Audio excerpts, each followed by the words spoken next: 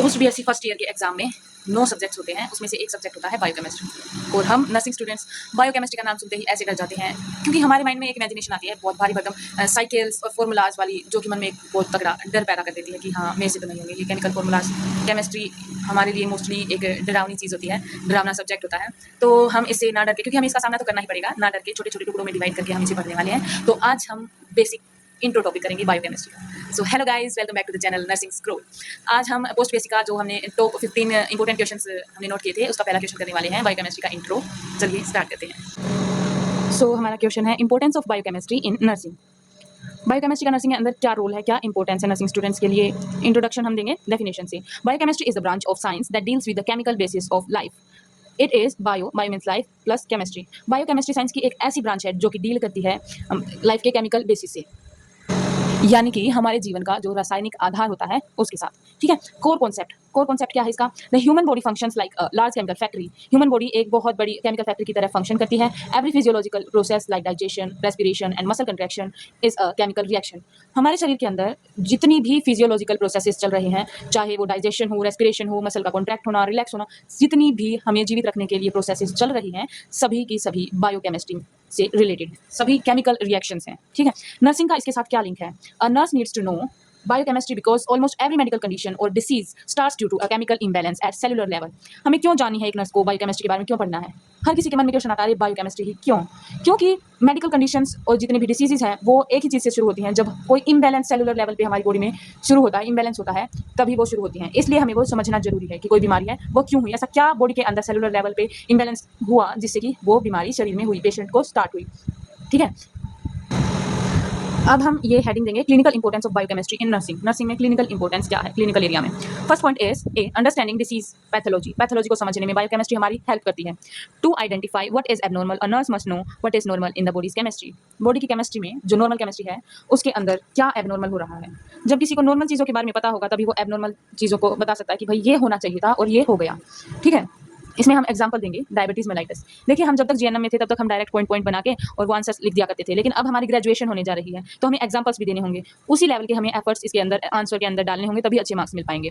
ठीक है। तो हम डायबिटीज मेलाइटिस का एग्जाम्पल देने जा रहे हैं, आप जो चाहें वो दे सकते हैं जैसा आपको अच्छा लगे।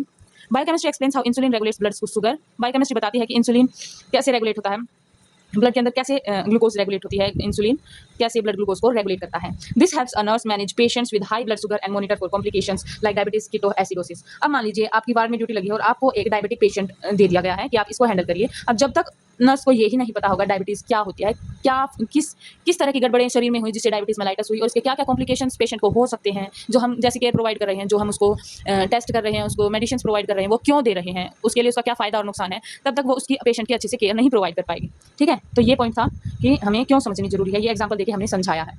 अब हम अगला एग्जाम्पल देंगे जॉन्डिस का।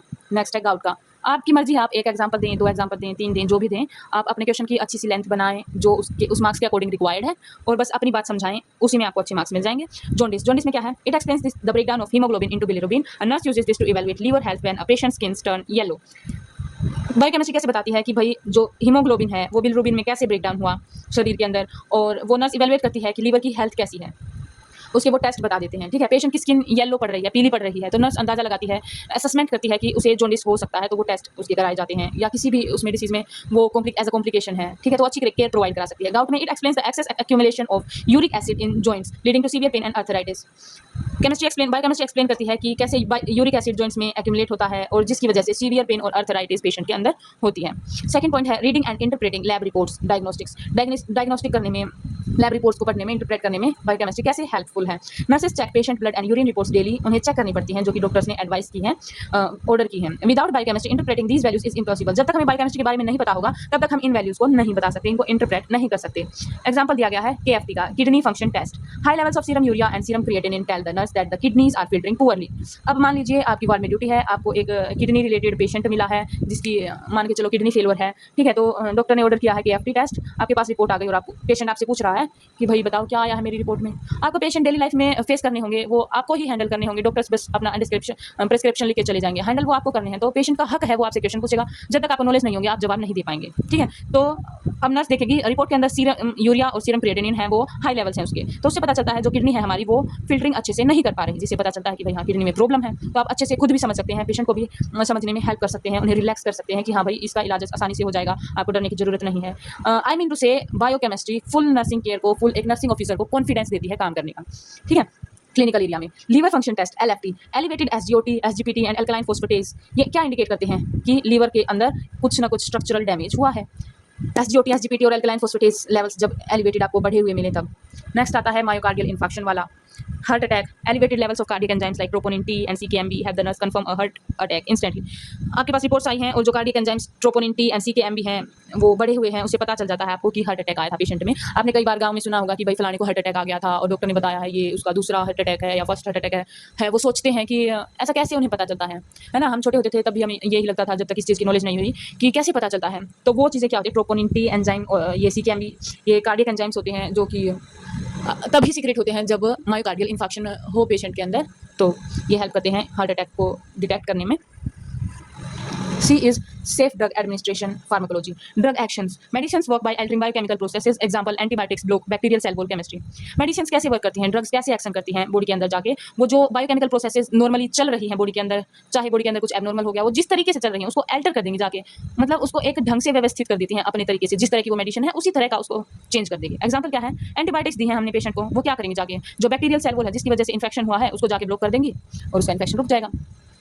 हमें इस चीज़ को जो ट्रीटमेंट है उसको समझने में हेल्प कर रही हैं ये चीज़ें। Metabolism and toxicity, most drugs are processed by liver enzymes and cleared by kidneys.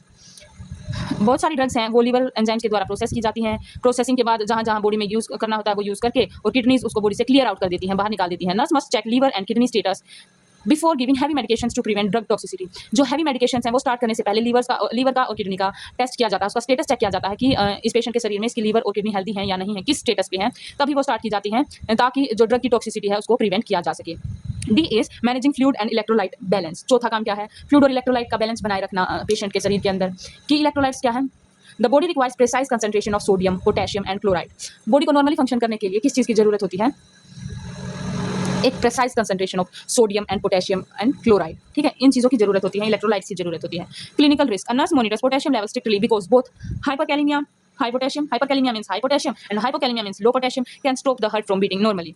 एक नर्स को मॉनिटर क्या करना होता है, पोटेशियम के लेवल्स बहुत ही स्ट्रिक्टली, क्योंकि अगर पोटेशियम के जो लेवल्स हैं वो नॉर्मल से अगर बढ़ गई, हाइपरकैलेमिया हो गया तो भी वो प्रॉब्लम करेगा हार्ट में, अगर कम हो गया तो भी वो प्रॉब्लम करेगा हार्ट की बीटिंग में, हार्ट अच्छे से बीट नहीं कर पाएगा जिस तरह वो नॉर्मली करता है। फिर आता है ivy therapy, helps the nurse choose the right IV fluid. हमें क्या इंट्रावेनस फ्लूइड देना है पेशेंट को, किस टाइम पे कैसे पेशेंट को कैसी फ्लूइड देनी है, एडमिनिस्टर करनी है, वो चूज करने में हेल्प करता है। नॉर्मल सलाइन देनी है या रिंगर लैक्टेट देनी है, आरएल देनी है, based on the patient's clinical dehydration needs, chemical dehydration needs, patient की नीड्स के हिसाब से चूज करने होते हैं।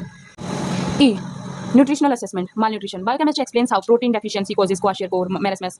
बायोकेमिस्ट्री पढ़ के पता चलता है कि प्रोटीन्स की डेफिशिएंसी कैसे क्वाशियरकोर और मेरेस्मस जैसी बीमारियां कोज करती हैं। Deficiency conditions explains how a lack of chemical vitamins lead to disorders, example vitamin C deficiency leads to bleeding gums और scurvy। मतलब बायोकेमिस्ट्री पढ़ के हमें पता चलता है कि कैसे एक छोटा सा केमिकल, एक छोटा सा विटामिन का कण, विटामिन की कमी होने से डिसऑर्डर्स हो जाते हैं बॉडी में। इसने एग्जांपल दिया है कैसे विटामिन सी की बॉडी में डेफिशिएंसी होने की वजह से ब्लीडिंग गम्स या स्कर्वी कोज हो जाता है, ठीक है। थर्ड आता है डायरेक्ट नर्सिंग, हम पॉइंट बनाएंगे नेक्स्ट। ये हमारे जो एग्जांपल्स थे, यूजेस थे वो खत्म हो गए। अब डायरेक्ट नर्सिंग एप्लीकेशन, पेशेंट का एडमिशन किया, ब्लड सैंपल्स लिए, बायोकेमिकल रिपोर्ट्स की एनालिसिस की और नर्सिंग एंड इंटरवेंशन और केयर प्लान बनाया। इन चीज़ों में बायोकेमिस्ट्री का एक नर्सिंग ऑफिसर ने यूज़ किया, ठीक है। ABG arterial blood gas, checking pH and bicarbonate levels to see if an ICU patient is in respiratory acidosis और एल्कलोसिस। आईसीयू में एक पेशेंट है, अब वो रेस्पिरेटरी एसिडोसिस में जा रहा है या एल्कलोसिस में जा रहा है, उस चीज़ को चेक करने के लिए आईसीयू में बाइकार्बोनेट लेवल्स और जो पीएच लेवल्स हैं ब्लड के, वो हम किस टेस्ट से देखते हैं, एबीजी आर्टीरियल ब्लड गैस से। जो नर्सिस आईसीयू में काम कर चुके हैं उन्हें तो इसके बारे में बहुत अच्छे से पता होगा। इन्फ्यूजन की मॉनिटरिंग करने में, calculating fluid output, ensuring proper electrolyte concentration during critical burn shifts के अंदर फ्लूइड का आउटपुट हमें नॉर्मली मेजर करना होता है, ये तो सभी को पता ही होगा। कंक्लूजन क्या निकलता है इस चीज़ का, biochemistry is the scientific backbone of nursing. ये क्वेश्चन कंप्लीट करते करते सभी को समझ में आ गया होगा बायोकेमिस्ट्री किस तरह से नर्सिंग की एक बैकबोन बनी हुई है। It transitions a nurse from a basic task performer into a critical scientific observer. जब तक किसी चीज़ की नॉलेज ना होगी तब तक वो एक बेसिक सी टास्क परफॉर्मर होगी, जैसे इंजेक्शंस लगा दिए, डॉक्टर ने जो ऑर्डर दिया वो कर दिया, बस उसको नहीं पता वो क्या कर रही है, वो बस काम कर रही है। लेकिन जब बायोकेमिस्ट्री की नॉलेज उसके अंदर ऐड हो जाती है तो वो किस में ट्रांजिशन हो जाती है, क्रिटिकल साइंटिफिक ऑब्जर्वर। उसे हर एक पिन पॉइंट चीज़ों का पता होता है, who can detect biochemical changes early and save lives. Nurse basic task performer से प्लस उसके अंदर क्या हुआ, बायोकेमिस्ट्री की नॉलेज ऐड हो गई और नर्स क्रिटिकल साइंटिफिक ऑब्जर्वर में कन्वर्ट हो गई। तो अपने आप को भी इसी तरह से अपग्रेड करते रहिए। चैनल को इसी तरह की वीडियोस के लिए फॉलो करें, लाइक करें, सब्सक्राइब करें और बेल आइकन जरूर दबाएं। और कमेंट्स में बताना अगली वीडियो आपको किस चीज़ के बारे में चाहिए और क्या मेरे समझाने में आपको अच्छा लगा, क्या बुरा लगा, क्या सुधार हो सकता है, वो भी जरूर बताइएगा। Thank you.